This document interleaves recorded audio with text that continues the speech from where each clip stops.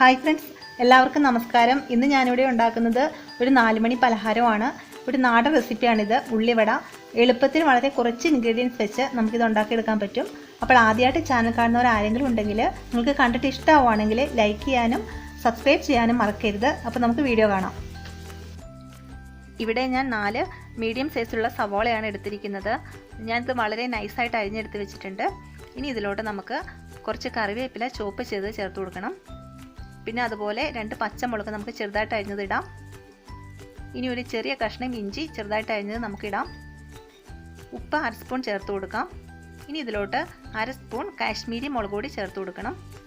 ഉള്ളിവട ഉണ്ടാക്കുമ്പം നല്ല കളർ കിട്ടുന്നതിന് വേണ്ടിയിട്ടാണ് നമ്മൾ കാശ്മീരി മുളക് പൊടി ചേർത്ത് കൊടുക്കുന്നത്.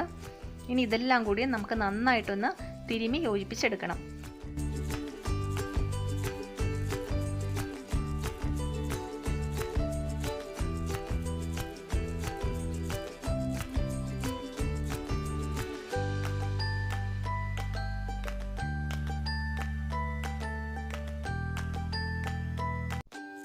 ഞാൻ നന്നായിട്ട് തിരുമ്മി യോജിപ്പിച്ച് വെച്ചിട്ടുണ്ട്. ഇനി നമുക്കിതൊരു 15 മിനിറ്റ് റെസ്റ്റ് ചെയ്യാൻ വെക്കണം. അപ്പോൾ നമുക്കൊരു 15 മിനിറ്റ് വരെ ഒന്ന് വെയിറ്റ് ചെയ്യാം. 15 മിനിറ്റ് കഴിഞ്ഞിട്ടുണ്ട്. ഇത് സവോളയൊക്കെ നന്നായിട്ട് സോഫ്റ്റായി വന്നിട്ടുണ്ട്. അതുപോലെ തന്നെ സവോളയിലുള്ള വെള്ളമെല്ലാം ഇറങ്ങി വന്നിട്ടുണ്ട്. ഇനി നമുക്കിതിലോട്ട് 4 ടീസ്പൂണോളം കടലമാവ് ചേർത്ത് കൊടുക്കണം.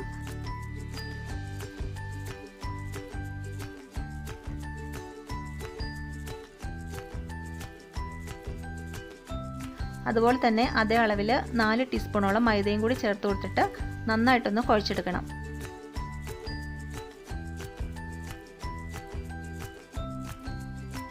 നമ്മൾ കുഴച്ചെടുക്കുന്ന സമയത്ത് ഉപ്പും കൂടി ഉണ്ടോ എന്ന് നോക്കണം. നമ്മൾ 1/2 സ്പൂൺ ഉപ്പ് ആദ്യം ചേർത്ത് കൊടുത്തിട്ടുണ്ട്. അപ്പോൾ ഉപ്പ് ആവശ്യത്തിനാണോ എന്ന് നമ്മളൊന്ന് നോക്കണം. അപ്പോൾ നിങ്ങൾ എടുക്കുന്ന സവോളയുടെയും പൊടികളുടെയൊക്കെ ക്വാണ്ടിറ്റി അനുസരിച്ച് വേണം നമ്മൾ ഉപ്പ് ചേർത്ത് കൊടുക്കേണ്ടത്. ഞാനിവിടെ എടുത്തിരിക്കുന്നത് 4 മീഡിയം സൈസുള്ള സവോളയാണ്. അപ്പോൾ നിങ്ങൾക്ക് കൂടുതൽ ഉള്ളിവട ഉണ്ടാക്കണമെങ്കിൽ നിങ്ങൾ സവോള എപ്പോഴും കൂടുതലായിട്ട് എടുക്കുക. നമ്മൾ പൊടി ചേർക്കുമ്പം പൊടി എപ്പോഴും കുറച്ച് ചേർക്കുക. സവോളയാണ് എപ്പോഴും മുമ്പോട്ട് നിൽക്കേണ്ടത്. അപ്പോൾ അതനുസരിച്ച് വേണം നിങ്ങൾ എടുക്കുന്ന സവോളയുടെ വലിപ്പത്തിനനുസരിച്ച് വേണം നമ്മൾ എപ്പോഴും പൊടി ചേർത്ത് കൊടുക്കേണ്ടത്. അപ്പോൾ അത് നിങ്ങൾ ശ്രദ്ധിക്കുക.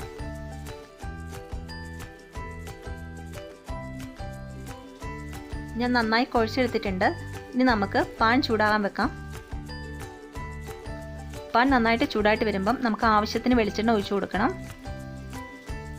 വെളിച്ചെണ്ണ ചൂടായി വരുന്ന സമയം കൊണ്ട് നമ്മൾ കുഴച്ചെടുത്ത മാവിൽ നിന്നും നമുക്ക് അല്പം കയ്യിലോട്ട് എടുത്ത് വെച്ചിട്ട് ഉള്ളിവടയെ ഷേപ്പാക്കി എടുക്കണം.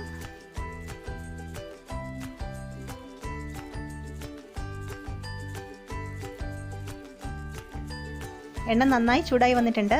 നമുക്കിതിലോട്ട് ഇട്ട് കൊടുക്കാം.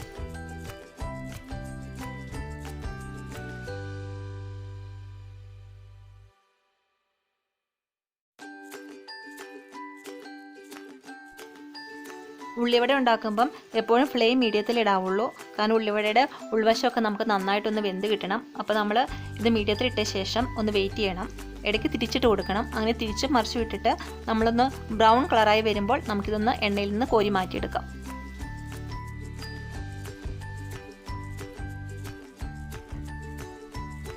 രണ്ട് സൈഡും മുരിഞ്ഞ് നന്നായി വന്നിട്ടുണ്ട്. നമുക്കിനി എണ്ണയിൽ നിന്നും കോരി മാറ്റി വെക്കാം.